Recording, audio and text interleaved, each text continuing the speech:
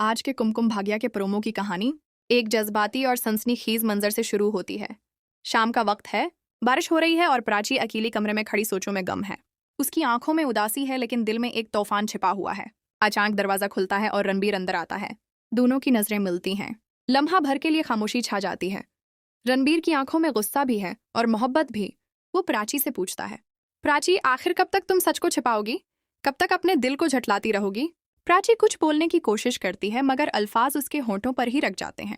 वो जानती है कि अगर सच सबके सामने आ गया तो सब कुछ बदल जाएगा। इसी दौरान रिया अंदर दाखिल होती है। उसके चेहरे पर गुरूर और नफरत छलक रही है। वो बुलंद आवाज में कहती है, ये प्राची हमेशा से मेरी खुशियां छीनती आई है। रणबीर, तुम्हें अंदाजा नहीं कि ये तुम्हें धोखा दे रही है। घर वाले भी करीब आकर खड़े हो जाते हैं। सबकी नजरें प्राची पर हैं मगर प्राची खामोश खड़ी है। रणबीर की बेचैनी बढ़ती है। वो प्राची का हाथ पकड़कर कहता है, अगर तुमने आज कुछ ना कहा तो ये खामोशी सब कुछ बर्बाद कर देगी। प्रोमो के अगले मंजर में अलिया को दिखाया जाता है, जो फोन पर किसी से खफिया बात कर रही है। उसके लहजे में खौफ साफ झलकता है।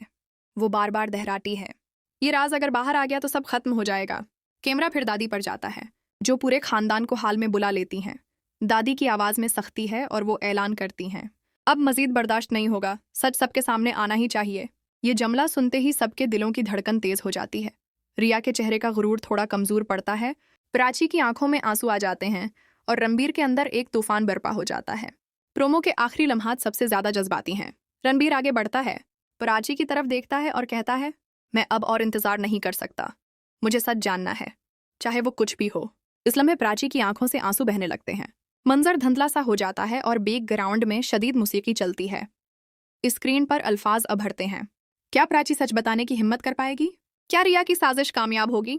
और क्या अलिया का राज खानदान को तोड़ देगा? जानने के लिए देखते रहिए कुमकुम भाग्या।